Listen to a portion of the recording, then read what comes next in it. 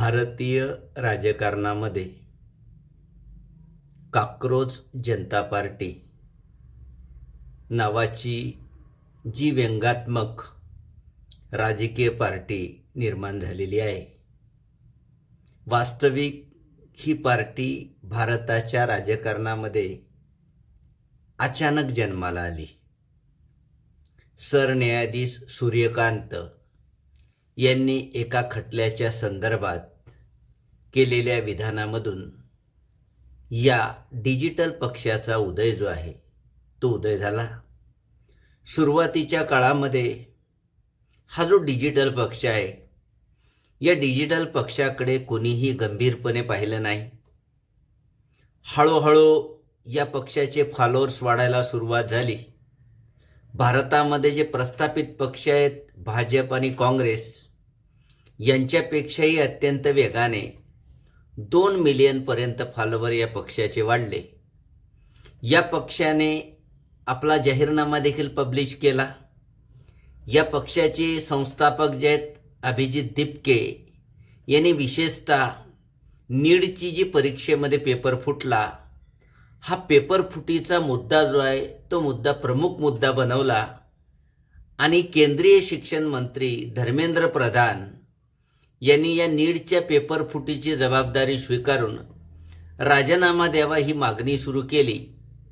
आणि या मागणीसाठी ऑनलाईन पद्धतीने लोकांचा पाठिंबा मिळवण्याचा प्रयत्न केला आणि ही मागणी प्रत्यक्षामध्ये आणण्यासाठी 6 जूनला जंतर मंतरवर धरणे आंदोलन जे आहे ते धरणे आंदोलन आयोजित केलं.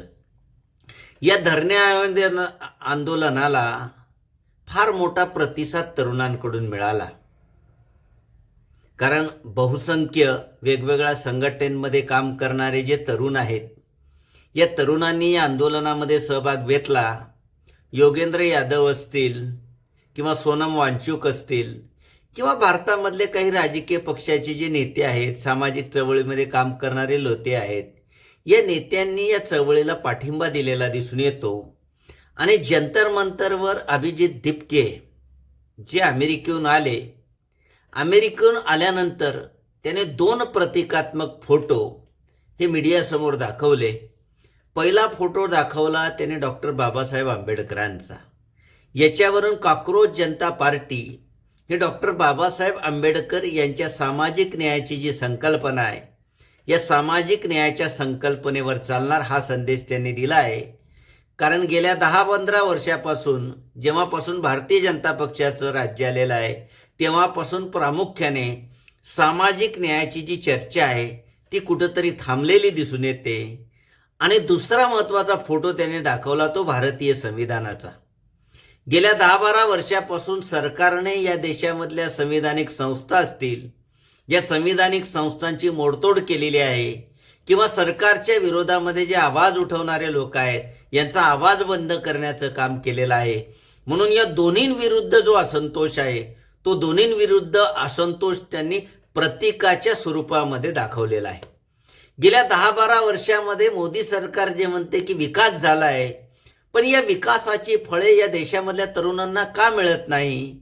किंवा गेल्या 8-10 वर्षापासून सातत्याने भारतामध्ये वेगवेगळ्या परीक्षांचे पेपर फुटत आहेत, बेरोजगारीचा दर वाढतोय, अनेक कंपन्या बंद पडत आहेत, अर्थव्यवस्थेमध्ये देखील कुंठित अवस्था निर्माण झाली. मग नेमका विकास झाला, पण या विकासाची फळं कोणाला मिळाली? तर याच्याबद्दल या देशातल्या तरुणांमध्ये चीड निर्माण झाली आणि या चिडीमधूनच हा पक्ष जो आहे तो पक्ष निर्माण झालेला दिसून येतो. पण हा जो पक्ष आहे, हा पक्ष सध्या आत्ता एकदम डिजिटल स्वरूपामध्ये हा पक्ष प्रत्यक्षामध्ये येईल का आणि आला तर सक्सेस होईल का, याबद्दल अनेक शंका कुशंका अभ्यासकांनी व्यक्त केलेल्या दिसून येतात. कारण भारताच्या इतिहासामध्ये आम आदमी पक्ष जो आहे तो आम आदमी पक्ष लोकपाल आंदोलनातून जन्माला आला आणि या पक्षाने बऱ्यापैकी यश मिळवलं. अल्प काळामध्ये राष्ट्रीय पक्षाचा दर्जा जो आहे तो राष्ट्रीय पक्षाचा दर्जा मिळवला. पण या आम आदमी पक्षासारखंच कॉकरोच जनता पार्टीला यश येईल का, याबद्दल अनेकांनी शंका व्यक्त केल्या. कारण आम आदमी पक्ष एवढा लोकप्रिय झाला तर याच्या मागे मुख्य कारण असं आहे की लोकपाल आंदोलनामधून अण्णा हजारेंसारखा चेहरा आहे, अरविंद केजरीवाल सारखा चेहरा आहे, प्रशांत भूषण सारखे चेहरे आहेत.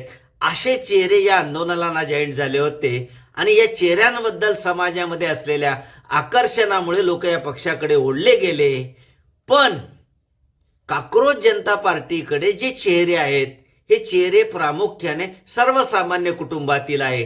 त्यांच्या मागे कोणत्याही प्रकारची प्रतिष्ठा किंवा कोणत्याही प्रकारचं वलन नाही. मग अशा परिस्थितीमध्ये निव्वळ काही समाजातले ठळक प्रश्न हातामध्ये घेऊन या चळवळीला यश मिळेल का, किंवा ही डिजिटल चळवळ पुढे राजकीय पक्षामध्ये रूपांतरित होईल का, काही चळवळ तात्पुरती राहील किंवा सोशल मीडियापुरती मर्यादित राहील, याबद्दलचे अनेक प्रश्न जे आहेत ते अनेक प्रश्न निर्माण झालेले आहेत. 6 तारखेच्या आंदोलनाला खूप जरी प्रतिसाद मिळालेला नसला तरी युवकांचा मोठ्या प्रमाणावर प्रतिसाद मिळालेला आहे.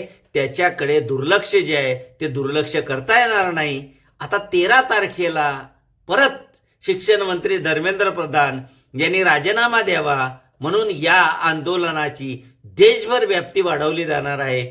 आता 13 तारखेला या पक्षाला कसा प्रतिसाद मिळतो आणि त्या संदर्भात या पक्षाचे जे नेते आहेत, अभिजित दिपके आहेत किंवा त्यांनी काही प्रवक्ते डिक्लेअर केलेले आहेत, तर हे लोक कशा पद्धतीने या सिच्युएशनला हँडल करतात.